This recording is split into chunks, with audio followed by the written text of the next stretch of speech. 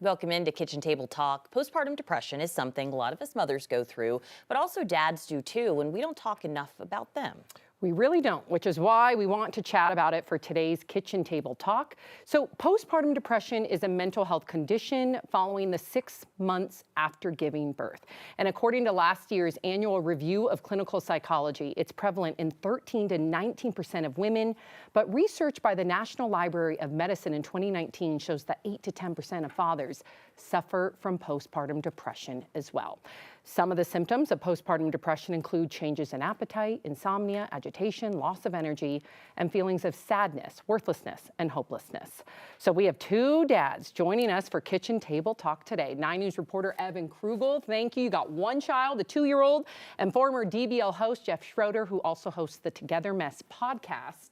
Thank you for joining us. With my wife, right, who went through that. I know. And I did not know, and Evan, I'd like to ask you, I didn't know what postpartum was when my wife was currently going through it. It took us a couple months to figure out what was going on. Yeah, I think I'm on the same page, right? I think there's so many things with becoming a parent you don't realize until you're in the midst of it. This is definitely one of those. Yeah.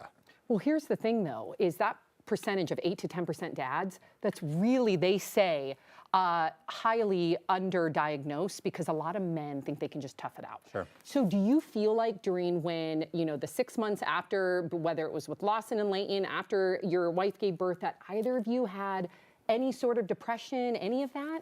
Well, this happened with our first child, who's now 7, about to turn 8 next month. And I was so sleep deprived just because my wife was going through that, and I didn't know what was going on. Do you want this kid? I didn't know.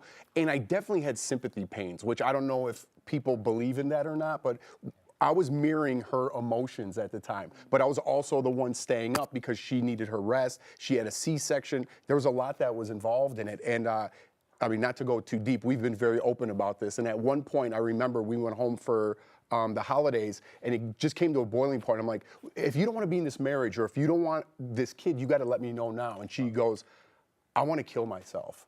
And it was like a light switch. I'm like, we need to get you help. That's, in a nutshell, that's kind of our story. You pushed her to get help. Yeah, Did you have anything similar? Yeah, wow, certainly nothing like that. But I think it's interesting when I came in here today to talk about this, and my initial reaction was, no, I didn't have that. I didn't have any of that. And then you show that graphic, loss of sleep, loss of appetite, changes in those habits, all those things. It makes you start to wonder, how many people really are dealing with even just a tiny little bit of this and maybe don't even realize it at the time. Right. Yeah, well, and it's interesting too, because we talk about not going diagnosed, you not even realizing maybe you were dealing with those symptoms, because it also happens in communities of color. It goes 50% undiagnosed, and people don't get help because you have that strength of you just have to deal with this in your community. You got so much else to deal with. So I appreciate just having the conversation and the recognition of like, maybe there is something, because all the focus is on moms, right? I'm like, I just went through 24 hours of labor. You have a problem? As it should be, right? Go give me my water, fill up my Stanley cup. So,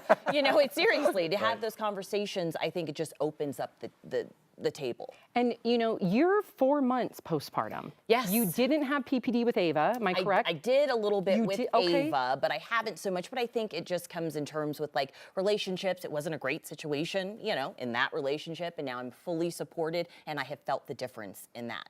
What's interesting is she brought up support, because I was diagnosed with postpartum depression after Sophie and Miles. Now with Sophie, I had no idea what was going on. Like to Jordan, just like Jeff's wife, I did not want to harm baby, but that is a common symptom of some mothers having thoughts about harming the child.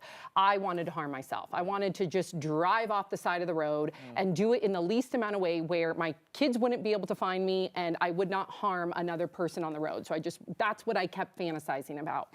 And for me, I got on treatment called Zoloft. Thank gosh I got help. My husband had no idea what was going on. He also urged me, this is not you, go get help. And then I felt such shame because I had this new baby and I should be happy and celebrating. And I got on Zoloft. Zoloft was a lifesaver, but you brought up that you're supported now.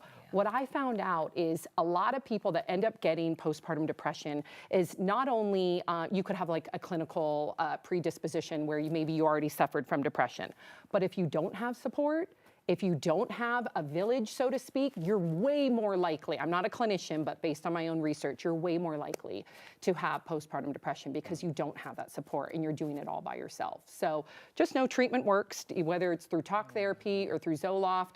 When Miles happened, I didn't think I'd get it again. Then all of a sudden, found myself in the basement, isolating, and I was like, oh my gosh, and then I immediately got back on my meds. You brought up that word shame right there, right? And it just makes you wonder if those feelings are because this isn't talked about enough. And people get in this situation and feel that level of shame instead of feeling like, hey, I can openly express this to my friends and family. You're right, Evan. If we can talk about it, people aren't going to be afraid to go get help, and they're not going to be ashamed of themselves. So that's what our goal was today, was to be able to talk about it and to destigmatize it and just know you are not alone out there. So please don't be afraid to get some help.